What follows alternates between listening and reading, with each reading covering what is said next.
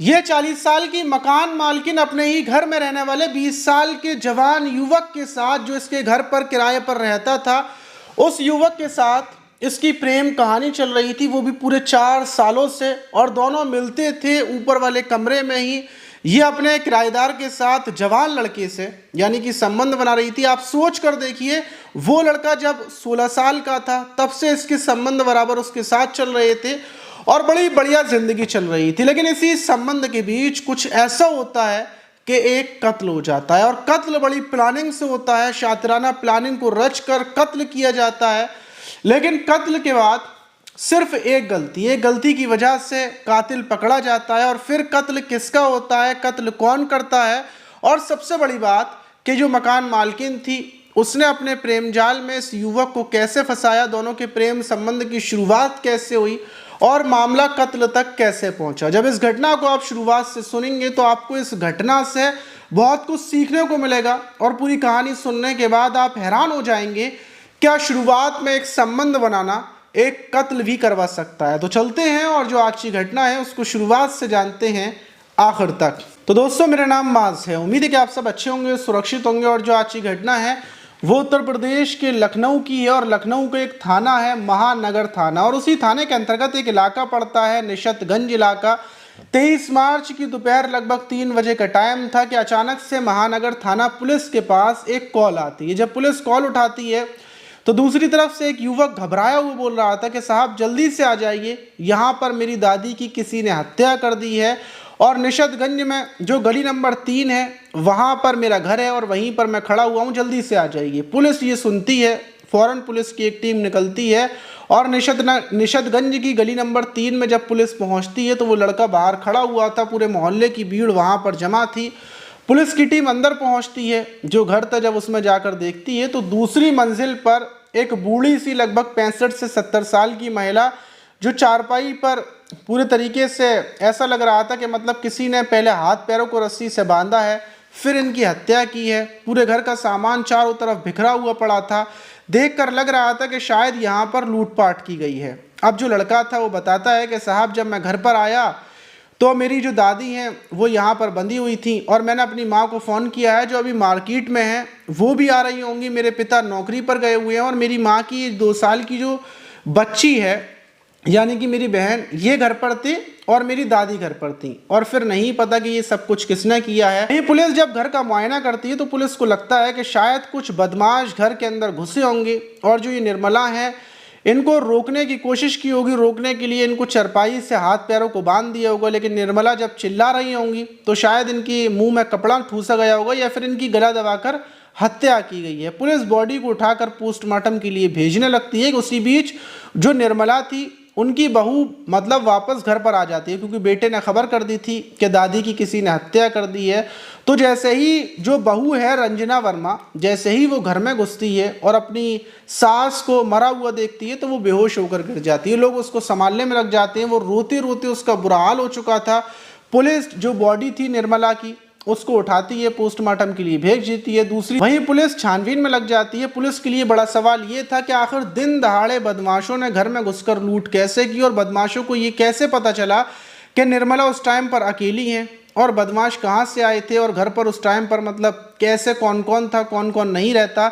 ये जब पुलिस पता करने में लगती है तो पुलिस को पता चलता है कि जो निर्मला है इनका एक बेटा है जिसका नाम रितेश वर्मा है, जो अपनी पत्नी के साथ रहता है जिसका नाम रंजना वर्मा है। और ये जो रंजना वर्मा है इनके 3 बच्चे हैं, जिसमें बड़ा बेटा डिलीवरी बॉय है, वहीं छोटी बेटी जिसकी उम्र लगभग 15 साल है जिसका नाम अंशिका है, और जो सबसे छोटी बेटी है उसकी उम्र महज अभी 2 साल की है। और 23 मार्च को पति अपने जॉब पर चला जाता है, और जो बेटा था वो अपनी डिलीवरी के काम पर निकल जाता है, और सबसे जो बेटी है बीच वाली वो अपने मामा के घर चली जाती है। वहीं जो बहू है रंजना वर्मा, ये सब्जी लेने के लिए बाजार चली जाती है, और उस टाइम पर घर पर सिर्फ जो ये निर्मला सास है वो और उनकी 2 साल की पोती थी उस टाइम पर मौजूद थी। वहीं पुलिस को जब ये बात पता चलती है तो पुलिस सीसीटीवी कैमरास चेक करती है, और सीसीटीवी कैमरास में दिखता है कि घर से एक लड़का निकला है। फिर उसके बाद ये जो रंजना वर्मा है ये निकली है। वहीं पुलिस लड़के के बारे में पता करती है तो पता चलता है कि जो लड़का है इसका नाम राजन शर्मा है, और ये ऊपर वाले तीसरे वाले फ्लोर पर किराए पर रहता है, कमरे पर, और इसकी उम्र लगभग 20 से 21 साल है और यहाँ पर रहकर ये पढ़ाई करता है और साथ के साथ ये नौकरी करता है और यहीं ऊपर किराए पर रहता है। वहीं पुलिस जब सीसीटीवी कैमरास देख रही होती है कि जिस टाइम पर ये रंजना वर्मा निकली और राजन निकले, उसके बाद अचानक से जो कैमरे हैं वो बंद हो जाते हैं। अब पुलिस सोचती है कि ये लोग घर से निकले हैं और कैमरे बंद हो गए। उसके बाद पुलिस को कोई रिकॉर्डिंग नहीं मिलती, क्योंकि आगे की रिकॉर्डिंग जब पुलिस को मिलेगी तभी पुलिस अपराधियों को देखेगी कि कौन अपराधी घर में घुसे हैं, कौन नहीं घुसे, लेकिन घर की रिकॉर्डिंग नहीं मिलती। अब पुलिस का शक जो जाता है वो ये जाता है कि कैमरे शायद किसी ने बंद करे होंगे, मतलब घर में घुसने से पहले। अब पहला शक जाने के बाद पुलिस जो आसपास गली है वहाँ के कैमरास चेक करती है कि कुछ बदमाश गली के अंदर आए हों, गए हों, लेकिन कोई भी पुलिस को गली के अंदर आता हुआ जाता हुआ नहीं दिखता। सिर्फ गली के अंदर रंजना और राजन दिखाई देते हैं, जो गली से बाहर निकलते हैं और थोड़ी देर के बाद वापस चले जाते हैं और फिर से बाहर की तरफ चले जाते हैं। और इतना शक होता है, पुलिस खोजी कुत्तों को बुलाती है, घर के अंदर चारों तरफ कुत्तों को घुमाती है और आखिर में जो कुत्ते थे वो कुत्ते जो किराएदार है राजन शर्मा, उसके पास जाकर रुक जाते हैं और पुलिस का शक राजन के ऊपर चला जाता है। राजन के पास जब कुत्ते जाकर रुकते हैं तो वो पसीने से तरबतर होने लगता है, वो घबराने लगता है। सबकी नज़रें राजन के ऊपर थी। पुलिस फ़ौरन राजन को पकड़ लेती है, राजन से पूछती है कि तुम अपना जुर्म गुनाह कबूल कर लो। और दूसरी तरफ जो रंजना है उसको भी गिरफ्तार कर लिया जाता है। वहीं जो रंजना की बेटी है अंशिका, वो बताती है कि ज़्यादातर जो माँ हैं उनकी करीबियाँ राजन के साथ थी, वो राजन के ऊपर कमरे में जाया करती थी और इस बात से पिताजी और जो दादी थी वो बहुत ज़्यादा चिढ़ती थी और लड़ाई हुआ करती थी। जब पुलिस को इतना पता चलता है तो पुलिस रंजना को और राजन को गिरफ्तार कर सख्ती से पूछताछ की जाती है। जब पूछताछ की जाती है तो दोनों टूट जाते हैं। टूटने के बाद पूरी कहानी का खुलासा होता है।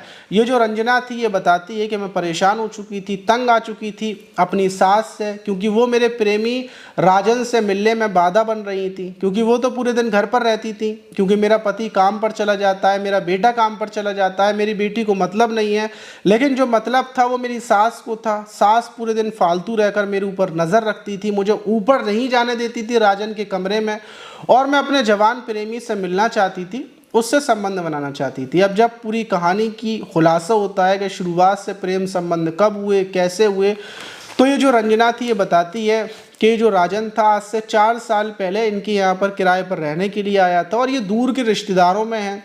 इसके हमारे जो रिश्तेदार हैं हमने उनसे बातचीत की थी, क्योंकि राजन को यहाँ पर रहकर पढ़ाई करनी थी और साथ की साथ जॉब भी करनी थी, तो हमने इसको किराए पर कमरा दे दिया था। अकेला ये किराए पे कमरे पर रहता था और 4 साल पहले इससे मेरे प्रेम संबंध हुए थे। हम लोग के प्रेम संबंध बढ़िया चल रहे थे, किसी को भी कानो कान खबर नहीं थी, लेकिन इश्क और मुश्क छुपाए से छुपाए नहीं जाते।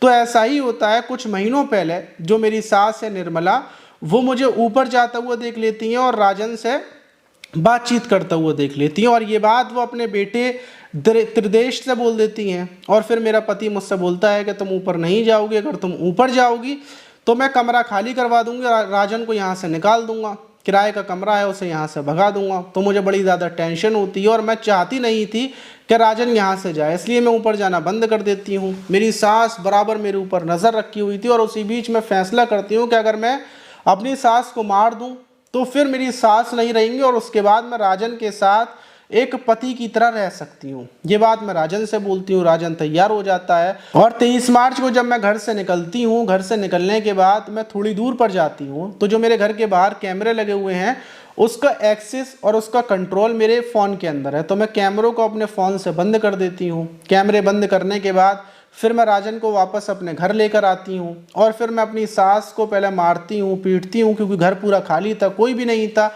और चारपाई पर रस्सी से बांध देती हूँ। और फिर उसके बाद मैं बहुत अपना पूरा बदला लेती हूँ और आखिर में हम दोनों बैठकर मैं अपनी सास के गले को दबाती हूँ, राजन सीने पर घूंसे मारता है और ऐसे ही हत्या कर देते हैं। और हत्या हमारी बहुत प्लानिंग की, बहुत सोची समझी थी। हमने सोचा था कि जब हम कैमरों को बंद कर देंगे तो हम तो कैमरों में नहीं आएंगे, हम तो जाते हुए देखेंगे और उसके बाद पुलिस को यही लगेगा कि लुटेरे आए थे और लूटपाट की और उसके बाद हत्या कर चले गए। लेकिन पुलिस ने सिर्फ एक गलती ये कि अगर वो लोग कैमरों को बंद नहीं करते, मतलब बाहर निकलने के बाद कैमरों को बंद नहीं करते, तो शायद पुलिस कातिल को पकड़ने में मतलब बड़ी मेहनत करनी पड़ती, बहुत मशक्क़त करनी पड़ती। लेकिन एक गलती कैमरों को बंद करना, और इसी वजह से पुलिस का शक चला गया और आखिर में खोजी कुत्तों की वजह से भी, तो इसलिए दोनों पकड़े गए। और इस घटना के बाद हर कोई हैरान है कि मतलब एक 40 साल की मकान मालकिन और अपने ही मतलब 16 साल का जो बिल्कुल किराएदार था उसके साथ उसके अवैध संबंध शुरू हो गए थे,